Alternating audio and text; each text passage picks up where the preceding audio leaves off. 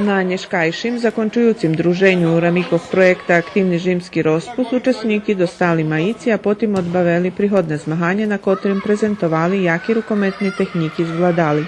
Nie wiem u rukometu, ale uopće i u sportu, pretože to ti djeci teraz na pragu svoje može uzdake sportske karijere, znači mi od bežanja pravilnog ih učili, od skakanja, od dodavanja labdi, od vođenja labdi, znači rižni elementi i u rukometu i uopće u samim sportu, ktorí jutre verovatno im pridu, že bi še co ljepše s njima stretli, že bi co ljepše ih prebrozjali.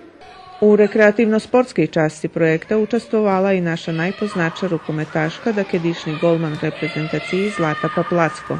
Tu je ktorí djeci baži talentovani, da jednih ktorí njet menjej, ali za njima keď se še bude robit stalno každý deň i ukazati normalno ta vec kao to še barže še napreduje. Projekt mali edukativnu čast, ktorú obdumali učiteljki Melanije Ramadž i Jasmina Sabadož, a jeho kvalitet prepoznali pokrajinski sekretariat za sport i mladih, ktorý ho finansijno pomohnul.